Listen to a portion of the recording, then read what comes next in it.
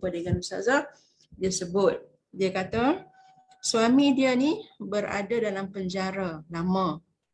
Allah Ta'ala uji dia, suami dia berada dalam penjara dan dia duduk di luar dalam keadaan tidak berlakunya perpisahan, tidak berlakunya perceraian di antara kedua-duanya. Jadi dia kata, saya ni macam mana saya nak bawa diri saya dalam keadaan suami saya dah berada di dalam, tapi saya ni memerlukan orang untuk membantu kehidupan saya. Tapi tidak berlaku perceraian sebab apa? Sebab suami dia tak mau menceraikan dia. Maka pada ketika itu dia memilih jalan untuk meninggalkan suaminya dalam keadaan, erti kata meninggalkan bukan memutuskan ataupun bukan dalam bentuk perceraian. Dia meninggalkan seolah-olah dia tidak ada suami, maka dia berkomunikasi dengan lelaki-lelaki yang lain di luar ni seolah-olah ada perhubungan seperti suami isteri.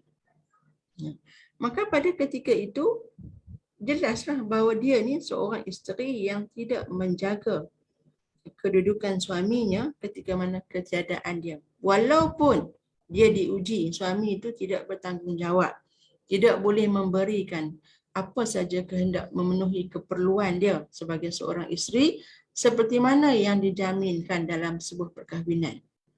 Maka pada ketika itu dia kena jaga, walaupun soal yang berkaitan dengan komunikasi dengan lelaki yang bukan mahram, lelaki ajnabi, lelaki asing. Sebab apa? Sebab dia masih ada suami, walaupun suami dia itu berada dalam penjara, jauh daripada dia dan tidak boleh melaksanakan tanggungjawab sebagai seorang suami secara jelas kepadanya.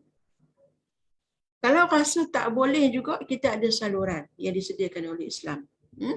Maka seorang perempuan ini, seorang wanita, dia boleh meleraikan ataupun memisahkan hubungan dia, melakukan perpisahan dalam perkahwinan ini, memutuskan ikatan perkahwinan itu dengan cara fasakh, boleh.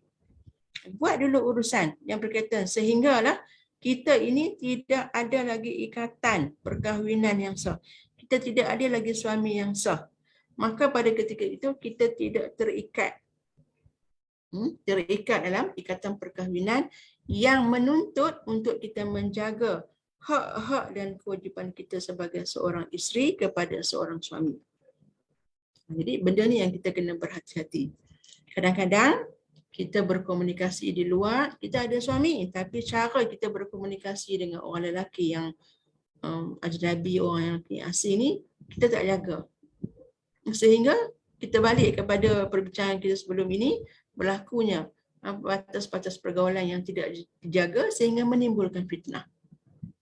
Isteri ni dia kena jaga sungguh-sungguh. Dia nak cantik, cantik dia hanya untuk suami. Dia nak berlemah lembut dia hanya untuk suami.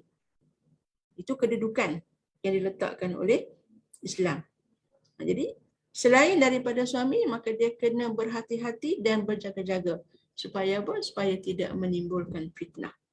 Barulah pada ketika itu dia boleh disebut sebagai seorang wanita ataupun seorang isteri solehah pada pandangan Islam. Itu sebabnya disebutlah bahawa nak jadi seorang isteri solehah ini sangat susah. Tapi kita kena berusaha sedaya yang kita mampu, sedaya yang kita boleh, sehingga kita ini sekurang-kurangnya adalah juga daripada peratusan ciri-ciri itu kita ada sebahagian daripadanya. Baik.